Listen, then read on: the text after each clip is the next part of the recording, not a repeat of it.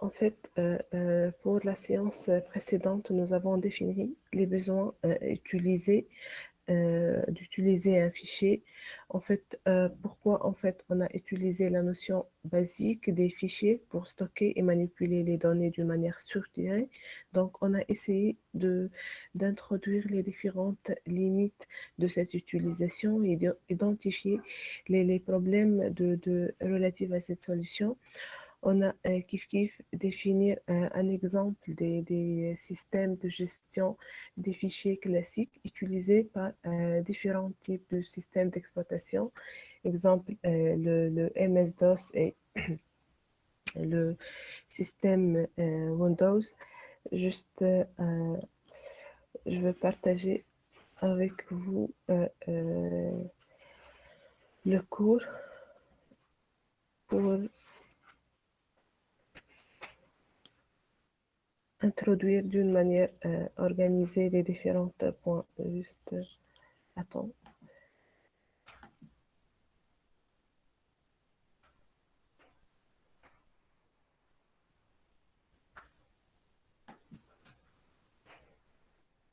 Ben, est-ce que c'est clair la présentation? Est-ce que vous voyez le cours?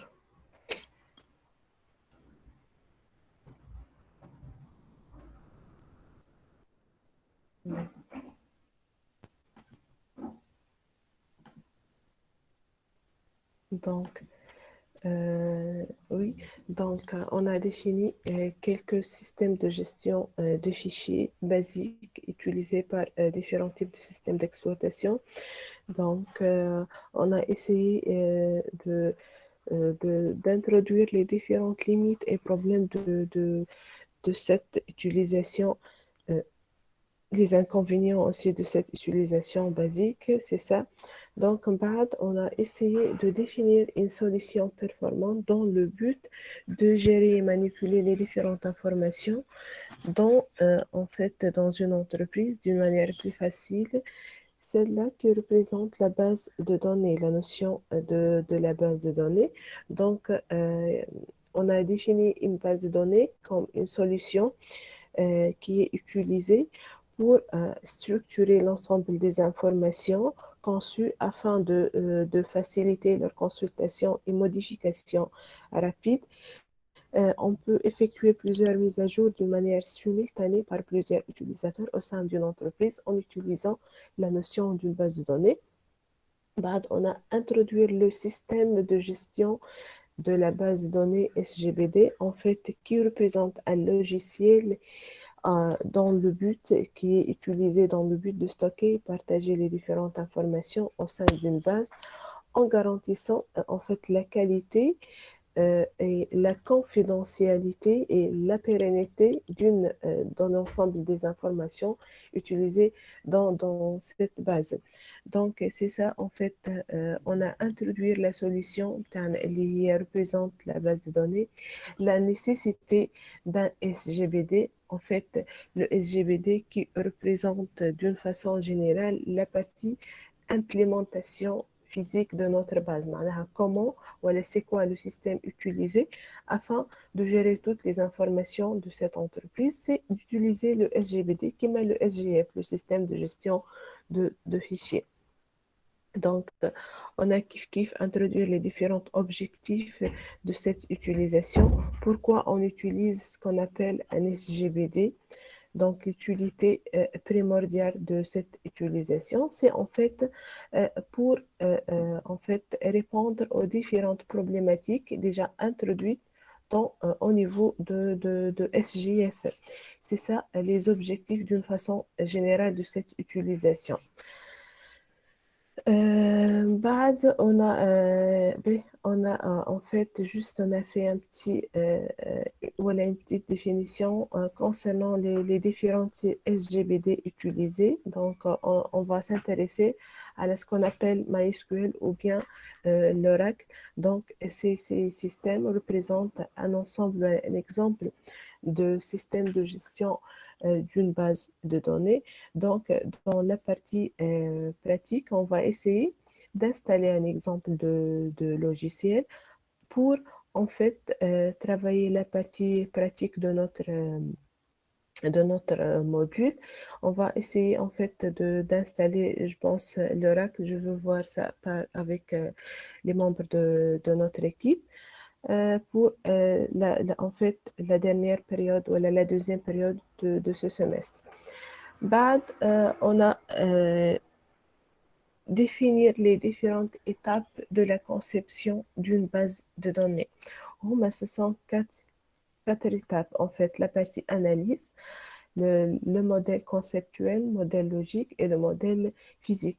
Avant de passer aux différentes étapes de la conception d'une base de données, on va essayer de définir c'est quoi la conception d'une base de données. En fait, la conception d'une base de données représente une présentation graphique qui sert au bon fonctionnement d'une base de données. En fait, l'étape de la conception d'une base de données, c'est l'étape primordiale au niveau de la réalisation de n'importe quel projet informatique. En fait, dans cette étape, on va essayer de voir si on a des problèmes au niveau de l'étape de l'analyse juste qui précède l'étape de conception. Si au niveau de cette étape, on a des problèmes, donc on va essayer de les résoudre. Au niveau si, par exemple, euh, donc, si par exemple, je veux implémenter mon projet, je ne peux pas revenir en arrière. Donc, juste au niveau de la conception, je veux essayer d'introduire les différentes notions de base de notre logiciel informatique. Je veux définir les différentes fonctionnalités, les différentes schématisations nécessaires, les composants, les relations de mon projet. Donc, à cette étape-là, donc c'est très important en fait de normaliser les règles déjà utilisées par cette étape avant de passer à la partie implémentation. Donc, d'où la nécessité de l'étape de conception des bases de données. Donc, je reviens. L'étape de conception, elle représente ainsi les différents objets principaux qu'on peut trouver dans notre système d'information ou bien dans notre projet informatique avec les différentes caractéristiques et les relations entre ces objets. Donc, cette représentation n'est pas parachutée, elle est normée. Donc, elle doit suivre des règles de normalisation suivant une modélisation bien définie. Qui va au niveau de l'implémentation, vous avez des règles, par exemple, à respecter, les points-virgules, les mots-clés, etc. C'est la même. Donc, au niveau de la conception, on a un ensemble des règles normalisées qu'on doit les respecter. D'accord? Donc, on utilise ici ce qu'on appelle en fait le MERIS. Donc, MERIS, en fait, c'est un ensemble, voilà, il représente un ensemble des concepts et des représentations graphiques qui respectent des représentations normées suivant la modélisation qui existe au niveau de MERIS. Donc, c'est ça.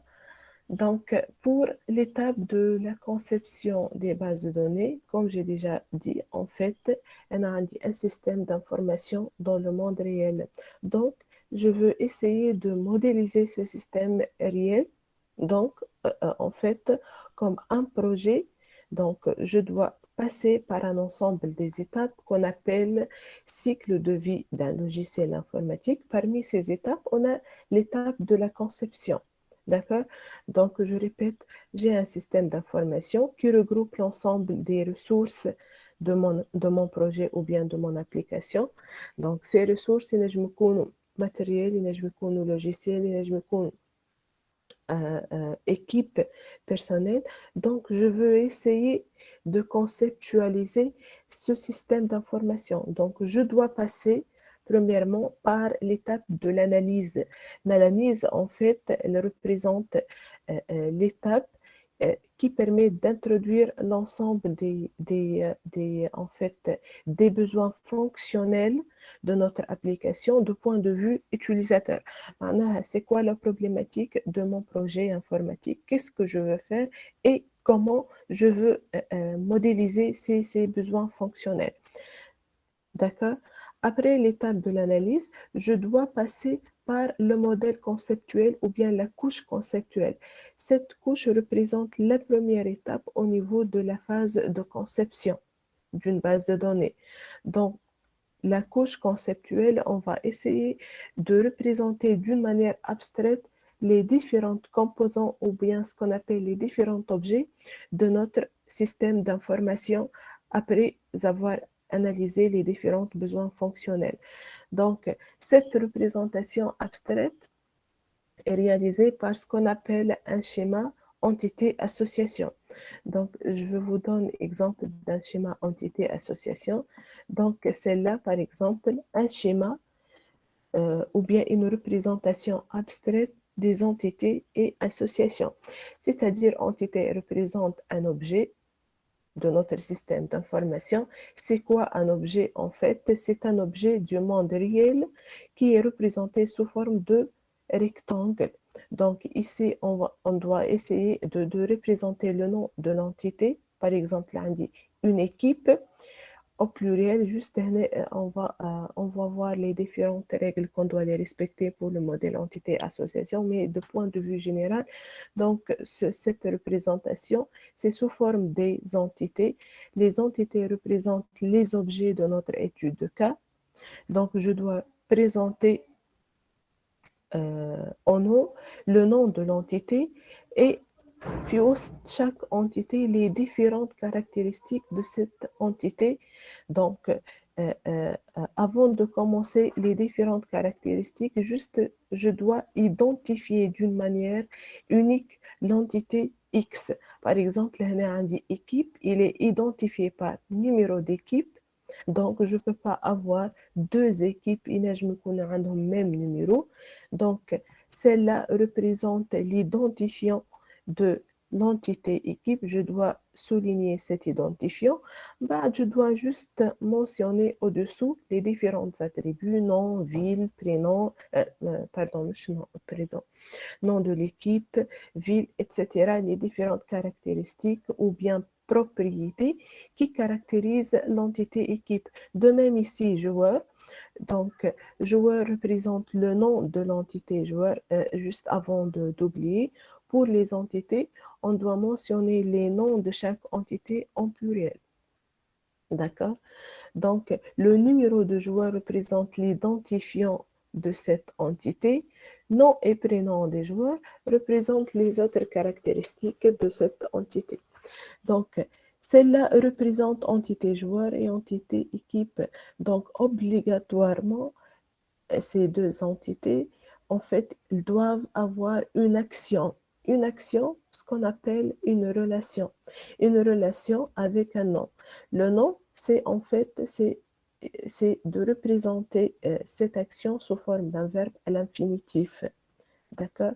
Donc, celle-là représente une association ou bien une action entre les deux entités, équipe et joueur. Donc, cette représentation représente le modèle entité-association qui définit la première étape de la conception de la base de données, c'est celle de la couche physique. D'accord? Donc, je reviens. Pardon, c'est celle de la couche conception ou bien le modèle conceptuel. Donc, je reviens le modèle conceptuel. J'ai un système d'information. Donc, le système d'information du monde réel. Donc, je veux analyser ce système d'information. Après, je veux passer au modèle conceptuel qui permet de dessiner notre besoin sous forme des entités. Ces entités représentent les objets de notre monde réel. Les actions ou la communication entre les entités représentent une association. C'est un verbe à l'infinitif avec les cardinalités. On va les voir après.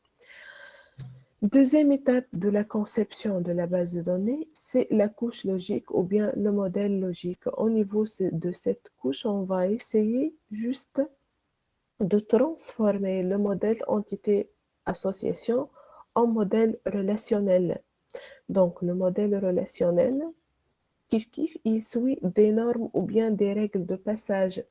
D'accord? Donc, en appliquant les règles de passage pour transformer les entités et les associations en un ensemble des relations avec le modèle relationnel. C'est-à-dire chaque entité déjà définie au niveau de modèle conceptuel, obligatoirement, elle devient une relation au niveau de modèle logique ou bien modèle relationnel. D'accord? Kiff kiff, les associations, ils ne sont pas obligatoirement transformés en un ensemble de relations. Donc, suite à des règles de passage, on va les voir si on va avancer au niveau de cours. Donc, c'est possible d'avoir une association comme une relation au niveau de modèle relationnel. Donc, après, donc, je veux passer à la troisième étape, c'est celle de modèle physique ou bien couche physique. Tout simplement, je veux passer par des règles de passage, mais le modèle logique ou le modèle relationnel vers le modèle physique. Ces règles de passage, en fait, représentent les règles de normalisation. D'accord? On a trois règles de normalisation, on va les voir, Donc, ces règles de normalisation, elle essaie d'une façon générale de passer à la couche physique. La couche physique, c'est la dernière, en fait, étape au niveau de la conception de la base de données qui représente la partie de l'implémentation physique des données à l'aide d'un SGBD ou bien d'un système de gestion de base de données via un langage bien déterminé, c'est celle de SQL. D'accord? On utilise dans le SGBD le langage de modélisation SQL. Donc, c'est ça. En fait, je reviens sur l'intérêt de la phase de la conception d'une base de données. Si, par exemple, je veux, par exemple, se tromper dans la phase de la conception, donc on va essayer d'une façon générale de corriger les différentes en fait, fautes par les différentes règles de normalisation, déjà qu'on va les voir après. Donc, la phase la plus importante au niveau de la base de données, je répète, c'est celle de la conception de la base. Donc, si par exemple, je veux avoir par exemple des fautes au niveau de la conception de la base, donc on peut avoir des problèmes au niveau de l'implémentation. OK? Donc, on va essayer de corriger les différents problèmes au niveau de la phase de la conception de la base avant de passer à l'implémentation physique de notre base de données. Donc, d'où l'importance de la phase de la conception. D'accord? Donc, c'est ça représente les différentes étapes de la conception d'une base de données, modèle conceptuel, logique et physique. Donc, c'est ça. Donc, est-ce que vous avez des questions à ce niveau-là? Juste, c'est du rappel avec une petite explication sur les différentes phases de conception de la base. Est-ce que c'est clair? Est-ce que vous avez des questions concernant une phase ou bien concernant la séance précédente?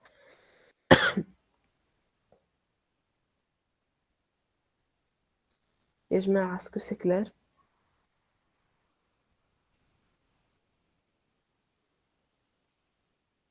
Oui, madame. D'accord. Donc, est-ce que vous voyez l'importance de la phase de conception d'une base de données? Donc, je répète, je ne peux pas faire l'implémentation directement. Je dois passer par un ensemble des étapes et je suis dans le monde réel. Donc, mon système d'information, c'est regroupe en fait les composants du monde réel. Donc, je veux passer par un ensemble des étapes. La première étape, c'est celle de l'analyse. l'analyse اللي نحكوا فيها معناها c'est de mentionner les fonctionnalités nécessaires sous forme d'un cahier de charge par exemple. Après, je dois s'intégrer au niveau de la conception. La conception est réalisée par 4 étapes. La conception de la base, d'accord, de la base de données. 3 étapes, pardon. L'étape conceptuelle, la phase, voilà, la couche conceptuelle, la couche logique et la couche implémentation ou bien la couche physique. D'accord? Donc, on utilise le SGBD, voilà, le système de gestion de la base de données. Au niveau de la dernière étape, c'est celle de la couche physique. Donc, au niveau de la couche conceptuelle et la couche logique, juste sont des théories. Donc, on utilise la schématisation des modèles entité-association et le modèle relationnel, etc. Mais pour passer d'un niveau à un autre, donc, on doit respecter des règles de passage qui suivent les normes déjà définies au niveau de Meurize. D'accord? Donc, je reviens ici.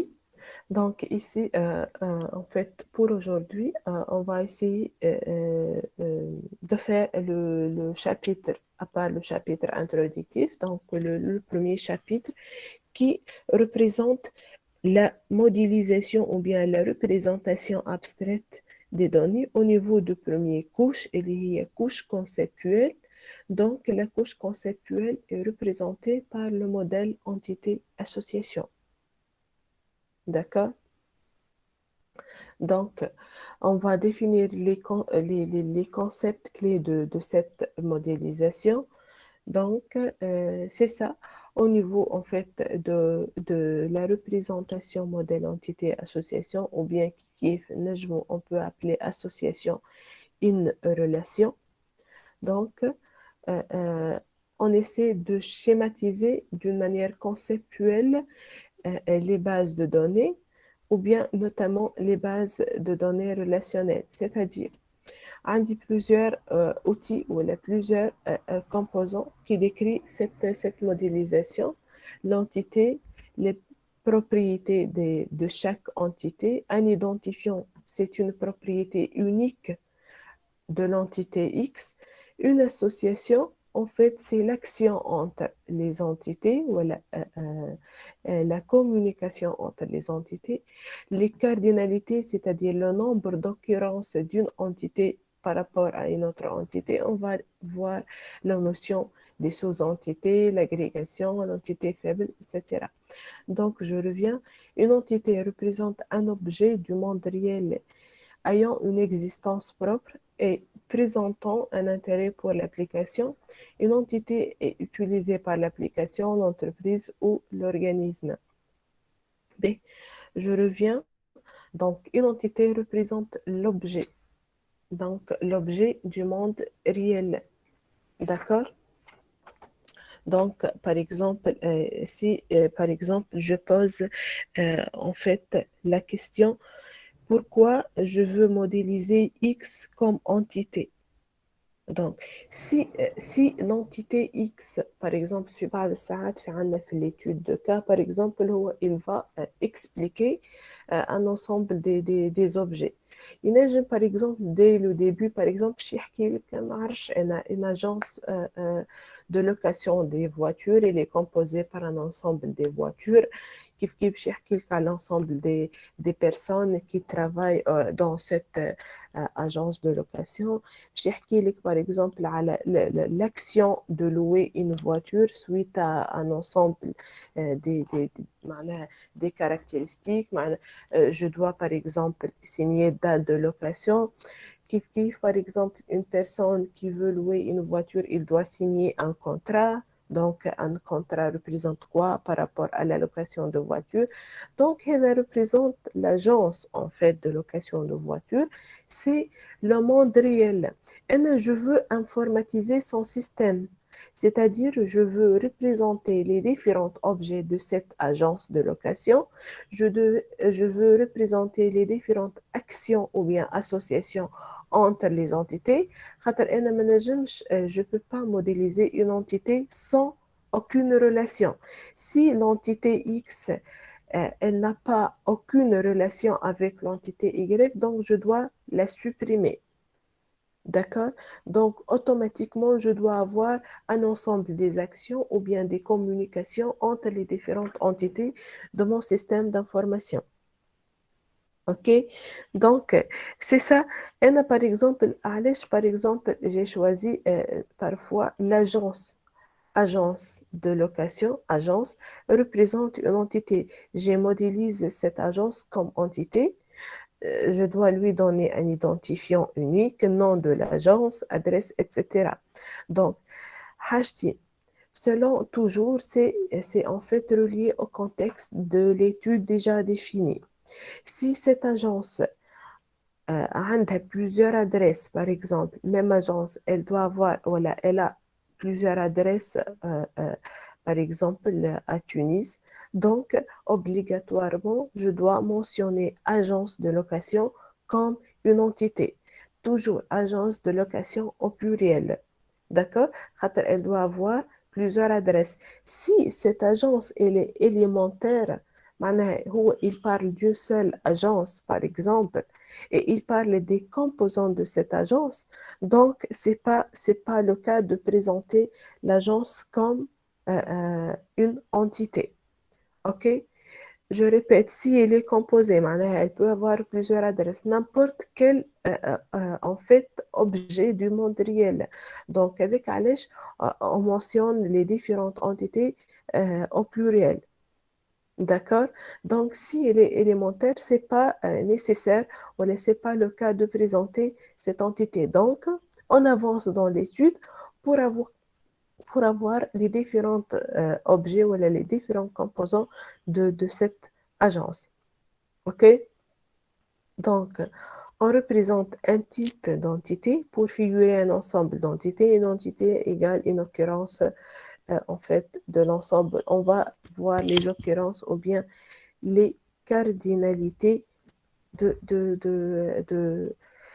en fait, les cardinalités de l'association relative à l'occurrence de l'entité. Donc, je reviens ici, par exemple, un des matchs. Par exemple, je parle de domaine. L'étude elle parle d'un match. Le match, il est composé obligatoirement ou contient l'ensemble des joueurs. Donc, est-ce que est-ce que c'est logique d'avoir un seul match, par exemple, à Tunis, ولا حتى ينجم يكون في نفس الوقت؟ Non. Donc, je répète, selon le contexte de l'étude, si l'étude elle a mentionné plusieurs matchs ou les matchs en pluriel avec les différentes caractéristiques, donc on doit mentionner, voilà, c'est ça, on doit modéliser un match comme une entité. Donc, match obligatoirement, euh, il doit avoir un ensemble des joueurs. Les joueurs relatifs à deux équipes pour un seul match. Donc, le match représente la première entité et joueur au pluriel représente la deuxième entité. Donc, les entités représentent un objet. Un objet, ce n'est pas une action. Un objet du monde réel. Donc, cet objet, il est caractérisé par un ensemble de propriétés. Une propriété est une information ayant des valeurs qualifiant une occurrence d'une entité. Elle ne doit dépendre que de la seule entité à laquelle elle appartient. Donc, les propriétés d'une entité, on a deux types, soit une propriété identifiante ou bien les propriétés simples, voilà, les caractéristiques simples de l'entité X. Par exemple, si je reviens joueur, l'entité joueur, donc il est identifié par une propriété unique qu'on appelle identifiant. Donc, toujours, je dois mentionner l'identifiant au-dessus. Je dois souligner l'identifiant et après, je mentionne les différentes caractéristiques ou bien les différentes propriétés au-dessous de l'identifiant. D'accord? Donc, une entité a un unique identifiant. L'identifiant une ou plusieurs propriétés. On peut avoir, à ce niveau, on s'intéresse à un identifiant élémentaire Donc, c'est-à-dire, identifiant est composé par un seul attribut. D'accord? Mais on peut avoir un identifiant composé par plus qu'un attribut. Un de plusieurs numéros de joueurs, par exemple euh, ID2, etc. Mais d'une façon générale, tous les identifiants, voilà, l'identifiant, on doit l'identifier, voilà, le souligner d'une manière unique pour différencier entre cette propriété identifiante et les autres. Donc, l'identifiant, il caractérise d'une manière unique une entité par rapport à l'ensemble ou bien l'enregistrement parmi les autres. Donc, ici, par exemple, si je veux donner des valeurs aux différentes, en fait, propriétés qui se trouvent au niveau de l'entité joueur, par exemple, le numéro C6, je parle de Cantona, Eric Cantona en fait. Donc, pour deuxième joueur, donc je lui attribue le numéro 16. Je parle de Joël Cantona. Donc, ici, je ne peux pas trouver dans une équipe qui contient un ensemble des joueurs, deux joueurs ont le même identifiant. Donc, l'identifiant, c'est une propriété unique qui caractérise d'une manière unique une entité par rapport à l'ensemble des joueurs. D'accord?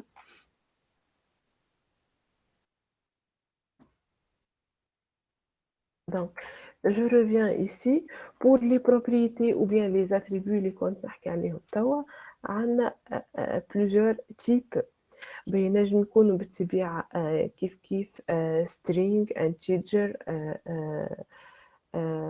boolean etc. Donc d'une façon générale les identifiants on essaie de choisir le type de l'identifiant comme en fait on évite les types booléens et les types string. Donc, on utilise pour identifier les entités d'une façon générale un identifiant de type en fait réel ou bien un integer. D'accord? Mais c'est possible d'avoir un identifiant, par exemple, qui contient un chiffre et un caractère. Donc, cela représente un string, un type défini, c'est le string, mais on doit mentionner, voilà, on doit en fait, euh, oui, on doit en fait parler, si je veux, par exemple, je veux, si je veux définir l'identifiant de type string, donc je dois en fait insister qu'il s'agit d'un identifiant. Ce n'est pas une caractéristique ou elle a une propriété normale. Donc, pour différencier entre un identifiant et les différentes propriétés, juste il suffit de souligner au-dessous de l'identifiant. Donc, c'est ça. Mais pour les propriétés, en fait, on a des types élémentaires ou bien composés, mono-valués ou bien multivalués. Élémentaire, c'est-à-dire atomique, qui maintenant ou le prénom, je ne peux pas avoir pour une personne plusieurs noms ou bien plusieurs prénoms. C'est ça, en fait, c'est le contraire de composé, ni moins ni plus. معناها عندنا un seul nom, un seul prénom, mais c'est pas une contrainte, en fait, stricte. Donc, par rapport à l'identifiant, juste, juste pour différencier entre les types des propriétés possibles. معناها on peut avoir une propriété élémentaire ou bien composée. C'est-à-dire composée, مثلا l'adresse selon le contexte de l'étude. Donc, je peux avoir une adresse qui est composée par le numéro de rue. C'est quoi en fait rue, code postal et ville. Donc, tous ces champs représentent les composants de la même propriété اللي هي représente l'adresse. معناها au niveau de l'entité, les propriétés, je mentionne adresse. Mais وقت اللي باش ندخل ولا باش نعبي l'adresse, je veux lui attribuer des valeurs. Donc, je veux associer un numéro de rue, ou par exemple, voilà, la rue, le code postal de la ville et la ville. C'est une phrase. Donc, cette phrase représente les composants, voilà, les attributs élémentaires qui caractérisent l'attribut composé adresse. D'accord? Donc, je peux par exemple avoir un attribut ou une propriété mono-valuée ou bien multi-valuée, c'est-à-dire un attribut mono-valué qui ne peut avoir qu'une seule valeur. كما كنت نحكي par exemple nom, prénom ou âge, etc. pour un étudiant. Cet étudiant, par exemple, il est caractérisé par l'attribut ou la propriété diplôme. Donc, ينجم يكون هو في الكورسوس universitaire نتاعو عنده deux diplômes. معناها deux diplômes pour différents niveaux. Je parle sur le même étudiant. Donc, diplôme, la caractéristique, voilà, la propriété diplôme, donc c'est un attribut au niveau de l'entité étudiant qui peut avoir plus qu'une valeur. Donc, diplôme de licence, par exemple, et diplôme d'ingénieur. Et je reste sur le même étudiant. Je n'ai pas changé le nom, voilà, j'ai pas changé l'entité étudiant. Donc, c'est ça. Donc, ce sont les différents types des propriétés ou bien des attributs qu'on peut les voir au niveau des entités. نجم تكون élémentaire ou bien composée par plusieurs champs. نجم تكون mono-valuée ou bien multi-valuée par plusieurs valeurs pour un seul attribut. Donc, c'est ça, l'identifiant unique d'une entité. Donc, OK. Donc, l'association. En fait, l'association représente l'association ou bien l'action ou bien la relation. C'est la même nomination, hein. Donc, la relation représente une action qui existe entre deux entités. Cette association, d'une façon générale, on essaie de mentionner cette association par un verbe à l'infinitif. Jouer, par exemple, ou bien faire jouer. D'accord? Cette action, c'est représente le type de communication entre l'entité équipe et l'entité joueur. Par exemple, ici, l'équipe, il fait jouer des joueurs. Un joueur, donc il joue, les joueurs jouent dans des équipes. Mais chaque action ou bien association, elle est caractérisée par ce qu'on appelle les cardinalités, ou bien le nombre d'occurrences de l'entité équipe dans l'entité joueur. Et de même, le nombre d'occurrences, combien de fois je peux trouver l'entité joueur au niveau de l'entité équipe. Par exemple, pour expliquer les occurrences des entités, donc je veux par exemple, un match deux équipes. Je veux prendre l'équipe numéro un. Donc, l'équipe numéro un a plusieurs joueurs. Donc, l'équipe, il est identifié par son numéro, nom, ville. D'accord? Un, par exemple, représente le numéro de l'équipe ou bien l'identifiant de l'équipe. L'équipe 1 a 12 joueurs. 1, joueur 2, 3, 4 et 5 joueurs. Donc, d'une façon générale, 5 joueurs représentent la cardinalité minimale. معناها je peux avoir dans une équipe au minimum 5 joueurs. Au maximum, par exemple, N ou bien 11, selon en fait le contexte de l'étude. Mais N, ce qui m'intéresse pour cette présentation, c'est pour une équipe, au minimum, je peux avoir 5 joueurs. D'accord? Donc, si je veux modéliser cette occurrence, l'occurrence de l'équipe par rapport à l'entité joueur. Donc l'équipe 1, l'équipe, il fait jouer au minimum, selon cette présentation, 5 joueurs, au maximum N ou bien plusieurs. Donc, je dois mentionner 5N. 5N représente la cardinalité ou le nombre d'occurrences en fait de l'entité équipe par rapport à l'action, à l'association jouée dans l'entité joueur. معناها كيفاش نقراها une équipe il fait jouer au minimum 5 joueurs au maximum n joueurs. D'accord? Si par exemple je veux prendre le joueur 1 le joueur 1 donc il peut jouer dans combien d'équipes selon cette présentation? Donc, je pose la question, le joueur 1, il peut jouer dans combien d'équipes? De même pour les autres joueurs. Donc, chaque joueur, il peut jouer dans combien d'équipes?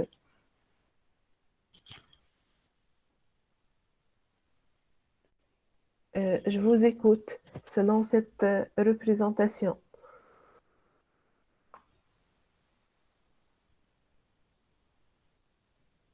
Oui,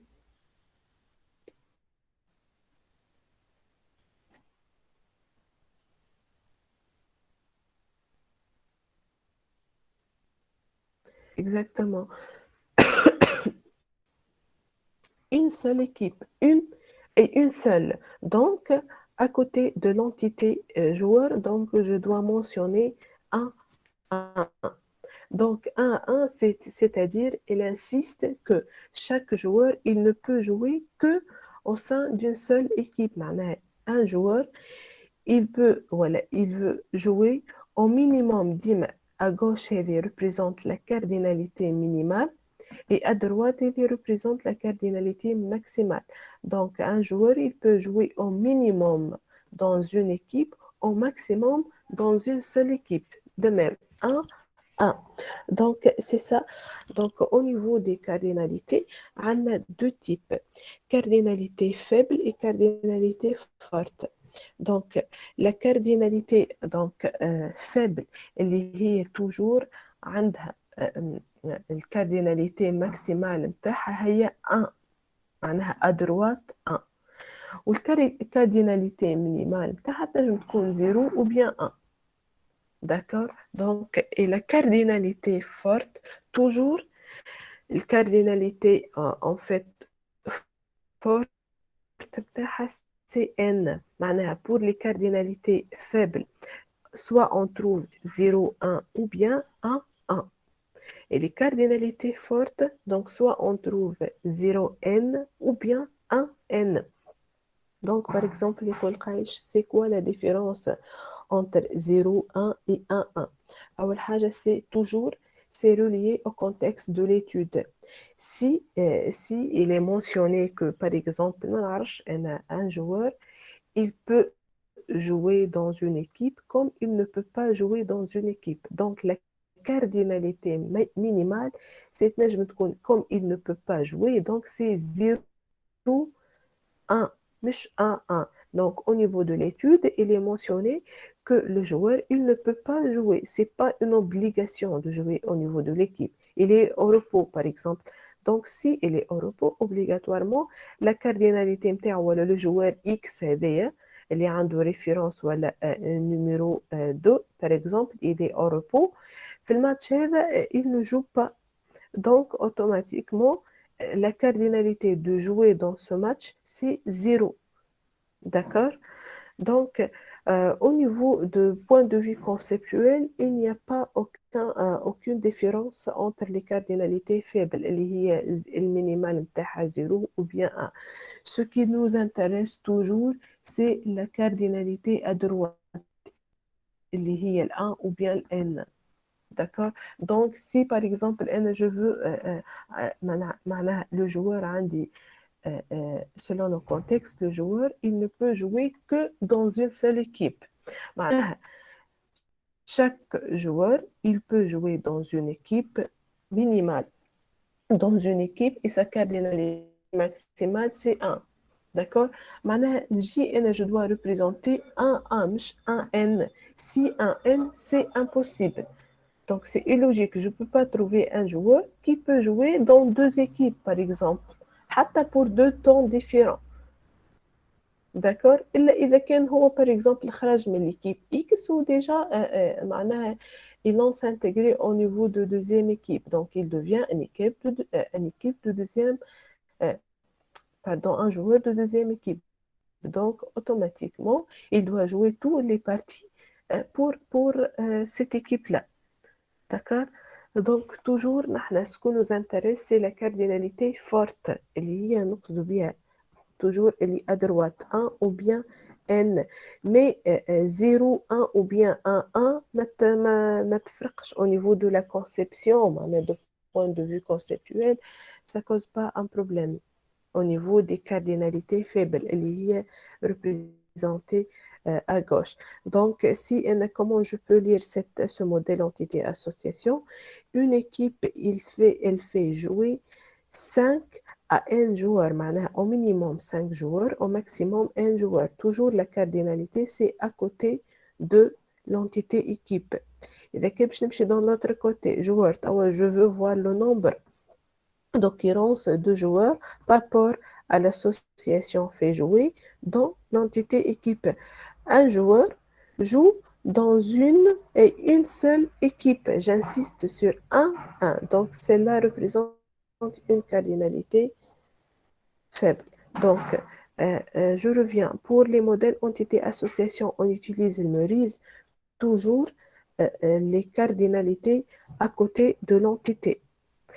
Au niveau de troisième année, vous allez utiliser ce qu'on appelle langage de modélisation UML. Donc, بالعكس معناها ال 1 باش تولي لهنا cardinalité juste en face ou cardinalité 5N باش تولي en face معناها à côté de joueur.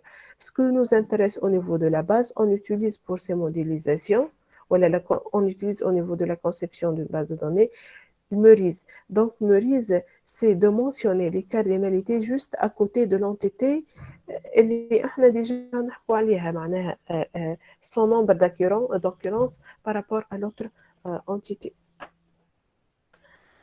Ok,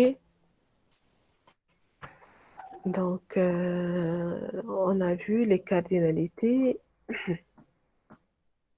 des associations. B. Donc une association اللي نقصد بها par exemple عندي هنا pour ce modèle عندي match comme entité et joueur et l'association jouer. Donc parfois, on peut avoir des associations qui ont des propriétés ou bien qui sont, on appelle ces entités, les random des propriétés des associations porteuses de données. Il y a un nombre de points marqués. Ben, nombre de points marqués représente une propriété relative à l'association jouée. معناها le nombre de points marqués représente une propriété relative à l'association entre match et joueur. Si par exemple, je veux ajouter nombre de points marqués au niveau de l'entité match ou bien au niveau de l'entité joueur, est-ce que c'est possible?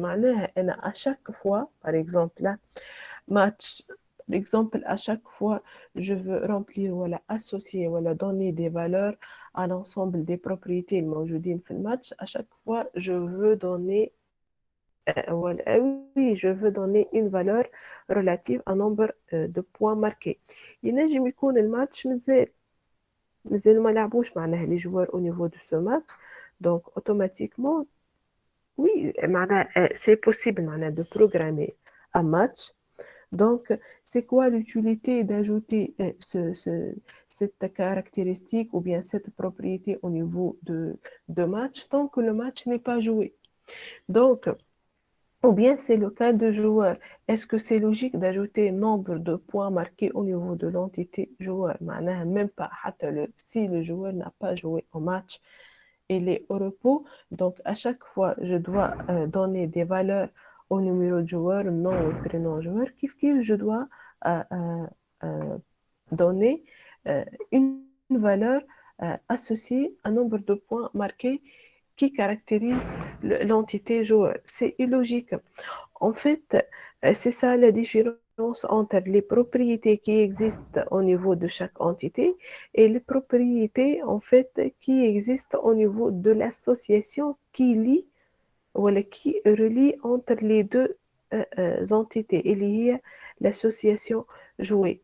Donc, nombre de points marqués, c'est une propriété dépend de toutes les occurrences des entités qu'elle relie. اللي هما هنا شنيا les occurrences des entités qu'elle relie.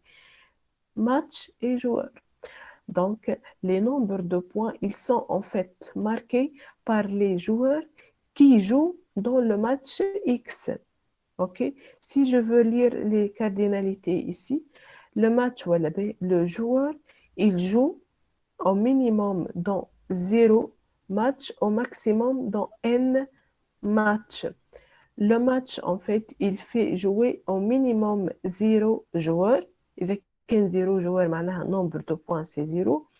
Au maximum, N joueurs. D'accord? Est-ce que c'est clair? En fait, la propriété d'une association. Donc, la propriété d'une association, elle dépend de toutes les occurrences des entités que cette relation les relie. C'est ça. Ou bien, on peut trouver des associations non porteuses de données. معناها ما عندهاش حتى propriété qui, en fait, l'identifie. Avant d'oublier, en fait, on ne peut pas avoir, ou bien une association n'a jamais un identifiant unique. D'accord? Donc, tout type d'association, il identifie, en fait, les relations, en fait,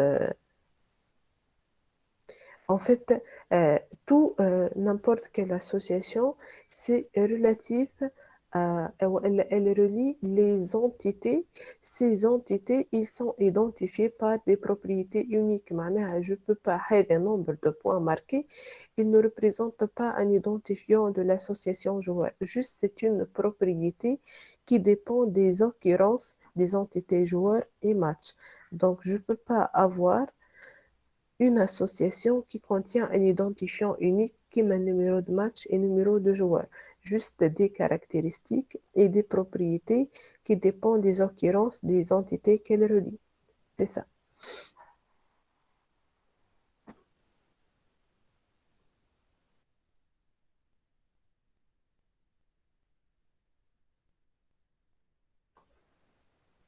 Ben, عندنا كيف dans le modèle entité-association un concept qu'on appelle l'héritage.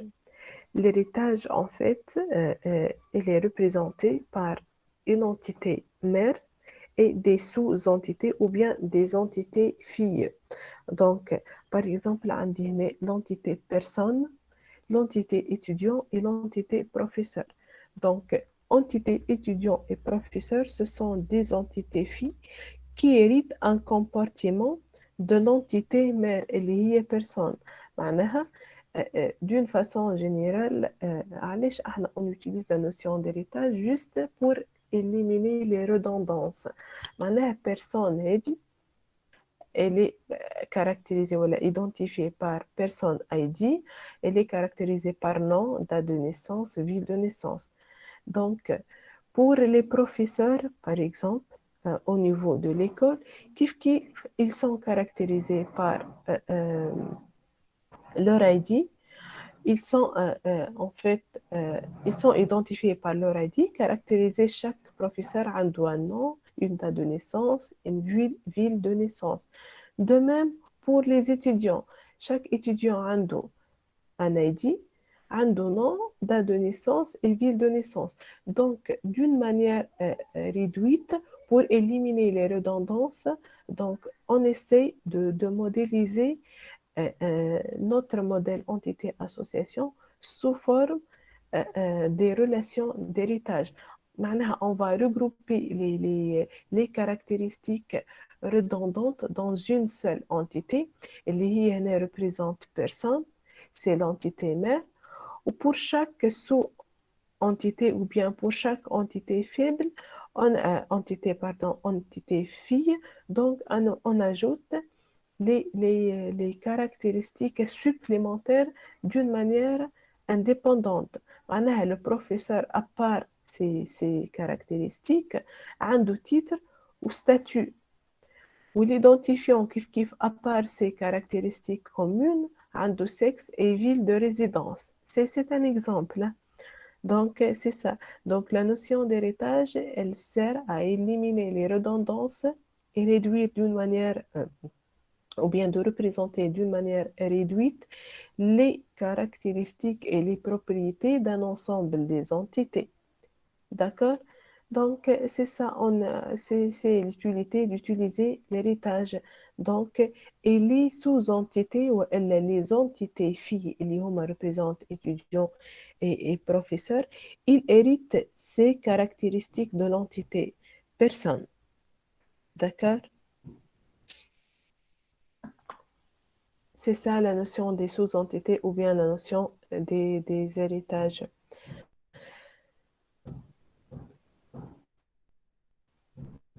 L'association réflexive, tout court, en fait, l'association réflexive, c'est une association binaire qui fait intervenir au moins deux fois la même entité. La même entité. C'est comme elle est mentionnée, c'est une association réflexive. Dirigée, c'est une association réflexive qui appartient deux fois à une seule même entité. Ben, comment je peux différencier entre euh, euh, euh, une association réflexive? Il est binaire. Binaire, معناها, elle est associée euh, euh, euh, deux fois, par exemple, à la une seule entité, mais comment je peux mentionner ces deux fois? Deux fois par des rôles. هنا هو شو يحكي je veux expliquer cette modélisation. عندي l'entité employée. Il est identifié par numéro d'employé avant d'oublier. Pour les entités, معناها pour différencier entre les entités, juste c'est mieux d'ajouter au niveau de, par exemple, au niveau de l'identifiant, le suffixe de l'entité. ما نعرفش أنا par exemple عندي employé et ما نعرفش employé et étudiant. Donc, l'employé et l'étudiant, ils sont identifiés par des identifiants, donc, ou par des numéros. Au niveau de l'employé, pour éviter les redondances, hein, juste, j'ajoute comme un identifiant num et j'ajoute le suffixe employé. Et au niveau de l'étudiant, donc je mentionne num et j'ajoute num étudiant pour différencier entre les deux entités, ni moins ni plus. Donc l'employé, je reviens, il est identifié par numéro employé, il est caractérisé par numéro non employé, adresse employé et salaire de l'employé. Donc j'ai mentionné l'entité, le nom de l'entité au pluriel. Donc dans une entreprise, je peux avoir un employé avec ordre sup et ordre moins. معناها, je peux avoir un chef de projet et des ouvriers. D'accord? Ou bien, oui, CAP, je peux avoir CAP et enseignant. CAP, c'est le coordinatrice, voilà, le coordinateur de chaque unité pédagogique. Donc, le CAP, à son origine dans l'entreprise, il représente un employé. Le statut c'est un employé. Mais un grade supplémentaire, ou la fonction supplémentaire, c'est celle de la coordination. Il y a CAP. Donc, ce CAP, il va diriger un ensemble des enseignants. Ces enseignants, qui dans l'origine représentent des employés de l'entreprise. Le CAP et les enseignants, ce sont tous des employés. Mais le CAP, il va diriger des enseignants et les enseignants, ils sont automatiquement et obligatoirement, ils sont dirigés par un CAP. D'accord? Donc, on utilise l'association dirigée réflexive. Je veux parler sur la même entité, deux rôles différents, celle de CAP et l'autre des enseignants.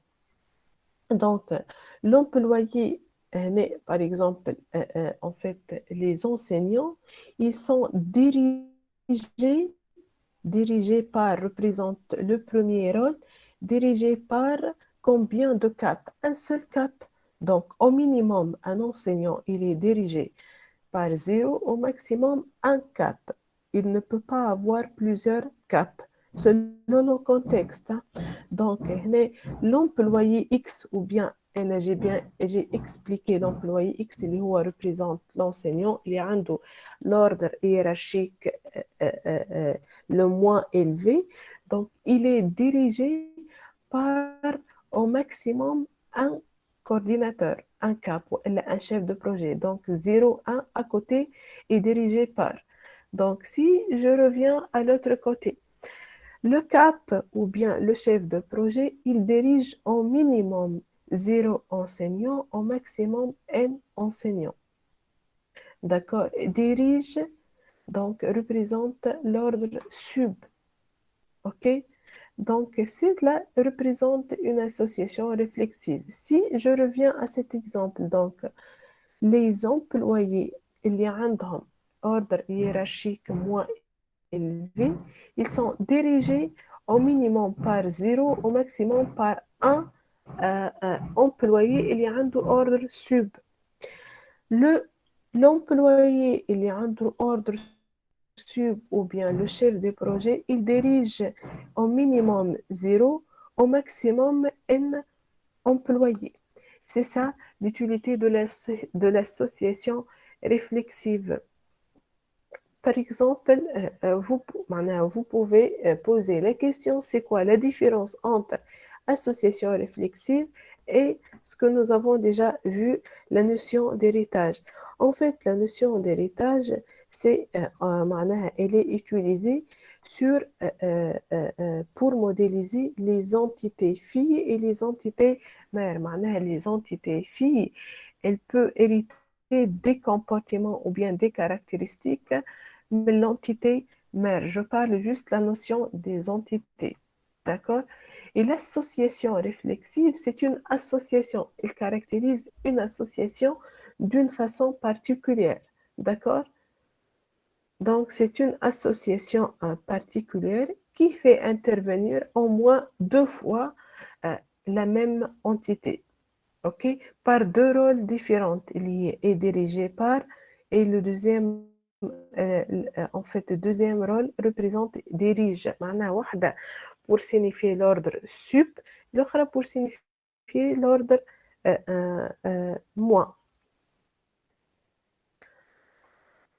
Donc, la dernière notion au niveau de concept de base, au niveau de modèle entité-association, c'est l'entité faible. On a l'entité, ce qu'on appelle une entité faible et une entité en fait forte. L'entité forte, elle existe dans le système et elle ne dépend d'aucune autre entité. OK? Bâtiment, par exemple, c'est une entité forte. Et l'entité faible, donc, c'est une entité qui dépend, c'est une entité qui dépend d'une autre entité. Donc, c'est une entité sans identifiant propre et qui dépend d'une autre entité dite forte. Par exemple, je veux donner comme l'exemple d'un bâtiment ISAL. في esprit, par exemple, on a plusieurs bâtiments ou bien plusieurs blocs. Bâtiment E, bâtiment C, bâtiment I, J, H. Donc, pour le bâtiment, par exemple, E, je peux avoir classe 1. Pour le bâtiment C, je peux avoir classe 1. OK? Donc, et classe 1 au niveau de bâtiment C, classe 1 au niveau de bâtiment E, il se trouve 12 dans deux bâtiments différents pour la même organisation liée esprit. OK? Donc, je peux différencier entre les classes ou bien les salles selon les bâtiments. Donc, chaque salle في esprit, elle dépend obligatoirement de numéros de bâtiment اللي هما E et C, par exemple. D'accord? Donc, je peux différencier entre la classe ou les classes numéro 1 selon les bâtiments. C1, c'est pas la même que E1. C'est ça. Donc, numéro de salle, il représente un identifiant de l'entité salle. L'entité salle, puisqu'elle dépend d'une autre entité, donc elle représente une entité faible. Donc, on doit double cadrer cette entité salle. D'accord? Donc, le double cadrage, c'est une représentation spécifique pour représenter les entités faibles. Et toujours, la cardinalité des entités faibles, c'est 1, 1. C'est-à-dire, salle, par exemple, numéro 1 de bâtiment E, donc elle est localisée au minimum dans le bâtiment E, au maximum dans le bâtiment E. Je ne peux pas trouver E1 في le bâtiment C, je ne peux pas trouver E1 في le bâtiment H. C'est ça. Donc, deux notions de base. Je répète, pour identifier l'entité faible, donc on essaie, voilà, on fait double cadrage pour l'entité. Et la cardinalité, toujours, c'est 1-1. C'est-à-dire, allège 1-1, car l'entité sale, elle dépend d'une seule occurrence de l'entité bâtiment. Si un bâtiment représente l'entité forte et ça l'entité faible, le bâtiment E, il localise combien de salles? Obligatoirement 0 ou bien au maximum n salles. Donc, si je veux éliminer bâtiment E, est-ce que je peux parler de la salle E1?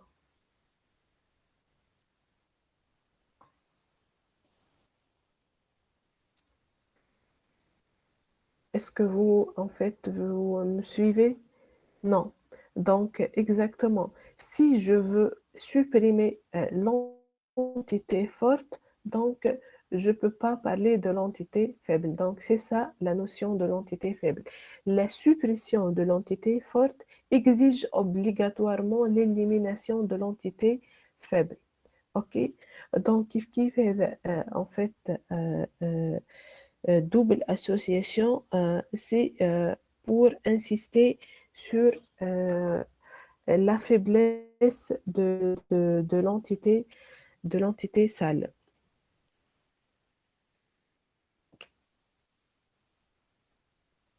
Ben, juste une remarque. Salle, par exemple, ici, la salle, par exemple, a une association ou elle a des associations avec des autres entités. Un classe ou bien entité étudiant. Donc, étudiant ou elle enseignant, il enseigne dans une salle. Donc, automatiquement, on dit une action ou une association enseignée entre salle et l'entité enseignant. Donc, l'entité salle, elle a une association avec une autre entité liée à l'entité enseignant.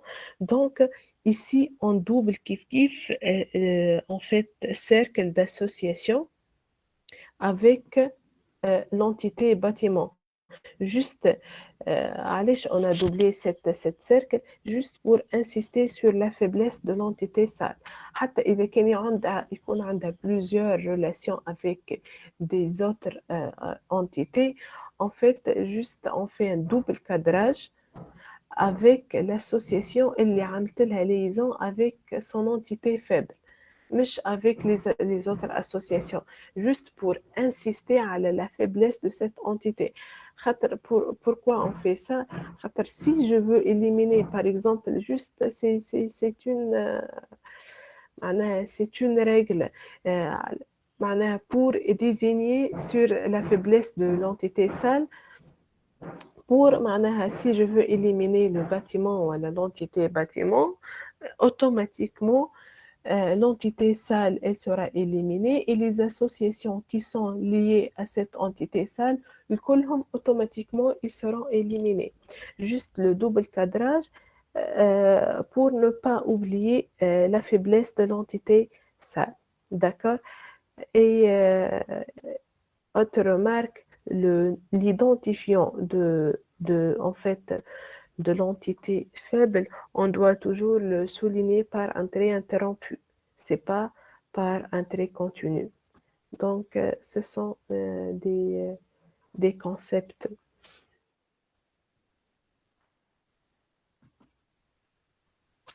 C'est ça. Donc, d'une façon générale, donc, on a vu les différents concepts clés de modèle entité-association. euh, la modélisation d'une entité, l'association ou bien l'action, l'identifiant, c'est une caractéristique en fait unique. Les différents types des attributs نجم يكون élémentaires ou bien composés نجم يكون عنده une seule valeur ou bien multi-valuée pour une seule entité. Les caractéristiques d'une association, اللي نقصد بها les cardinalités toujours à côté de l'entité qu'on parle. عندنا كيف des cardinalités faibles ou bien fortes. En fait, faible نجم يكون 0 1 ou bien 1 1 معناها faible toujours cardinalité à droite c'est 1 indépendamment de la cardinalité à gauche اللي تنجم تكون 0 ou bien 1. Les cardinalités en fait fortes اللي هي toujours الكارديناليتي نتاعها à droite c'est n plusieurs n تنجم تكون 5 2 3 حتى 2 c'est possible المهم تكون à part que 1. On a kiff vu la notion d'héritage ou bien les sous-entités, l'association réflexive qui est identifiée par deux rôles différents, l'entité et la notion d'entité faible. Donc, ce sont quelques conventions à retenir que les entités ils sont représentées dans des rectangles et s'écrivent en lettres majuscules avec un nom au pluriel. Donc, je reviens sur cette remarque. Euh, l'entité, en fait, c'est un objet du monde réel. عمره ما يكون une action. Pourtant, en fait, le nom de l'association, c'est un verbe à l'infinitif. Donc, on peut différencier entre une association et une entité par, en fait, le type. معناها l'entité تنجم تكون كان un objet. Et l'association, maintenant, je me trouve une action. Voilà un type de communication avec laquelle on utilise un verbe à l'infinitif. Et les entités, ce sont des noms au pluriel. L'identifiant d'une entité, ou bien ce qu'on appelle une clé primaire, est le premier attribut, déjà cité ou bien mentionné au-dessus, voilà, en haut de l'entité, et souligné. Les autres attributs, juste, ils sont placés à la suite. Ben, les relations sont placées dans des ellipses et ou bien des losanges avec les attributs respectifs. On peut avoir des relations sans propriété, qu'on peut avoir des relations porteuses des données. Les attributs اللي موجودين في وسط l'association, ils sont relatifs à la liaison entre les entités qui relient cette association. Les cardinalités, ils sont toujours placés à côté de l'entité qu'ils caractérisent. D'accord? Les clés étrangères, ils n'apparaissent pas dans l'entité où n'est pas la clé primaire. C'est-à-dire, on n'a pas la notion des clés étrangères au niveau de modèle entité association.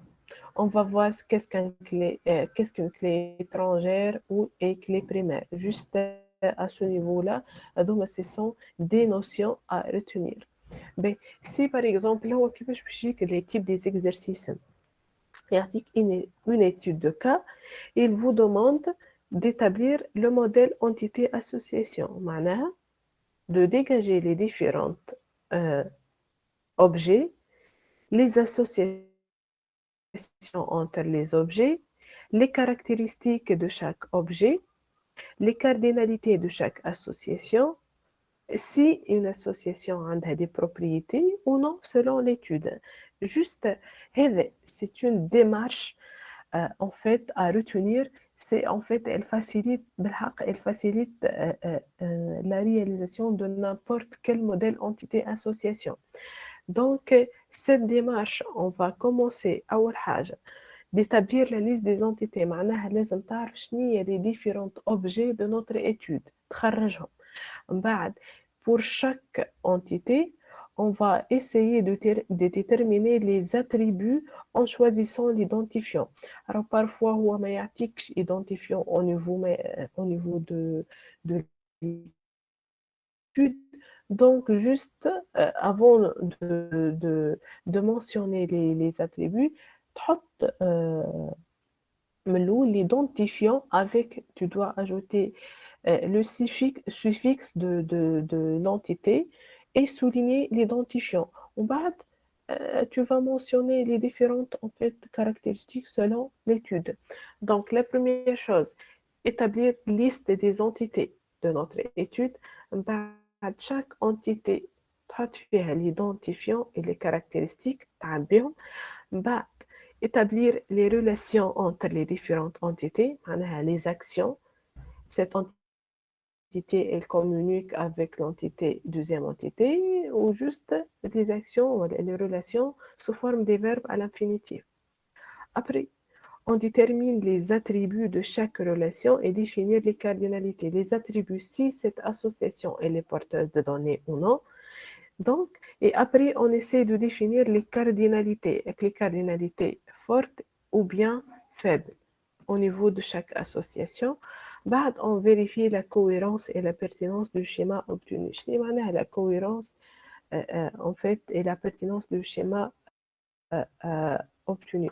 Parfois, on trouve des solutions inconseillées dans le modèle entité-association. D'accord? Donc, par exemple, la notion d'héritage.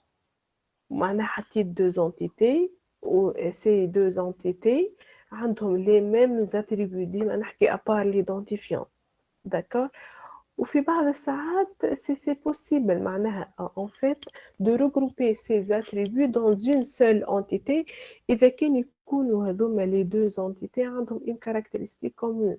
معناها les deux entités مثلا ils regroupent des caractéristiques pour deux en fait personnes qui travaillent dans une entreprise. معناها ils sont deux employés. اللي هو مثلا ما نعرفش انا chef de projet et ouvrier. C'est ça. Donc, ce sont deux employés dans une même entreprise.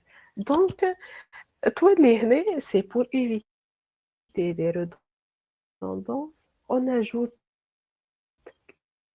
une entité mère, puis elle flèche en fait, qui mentionne la notion d'héritage. Donc, ونشوفوا si chaque entité a des caractéristiques supplémentaires par rapport à l'autre ou non. Donc, ici, en fait, c'est inconseillé d'utiliser des modélisations, par exemple, qui mentionnent des redondances au niveau de modèle entité-association. Donc, toujours, بعد ما تعمل الشيما متاعك, tu vois est-ce que est-ce que c'est cette modélisation en fait مش ما نحكوش au niveau de performance على خاطر je peux pas parler si elle est en fait c'est une bonne modélisation ou non, mais juste par exemple on essaie de vérifier par exemple des concepts les cardinalités, la schématisation d'héritage, par exemple, si on a une association réflexive, etc. Donc, c'est ça d'une façon générale. Donc, le cours d'aujourd'hui, donc, au niveau de cette séance, on a introduit les notions et les concepts de base de la première étape de conception d'une base de données, c'est celle de la couche, en fait, c'est celle oui, de la couche conceptuelle qui est représentée par le modèle entité-association.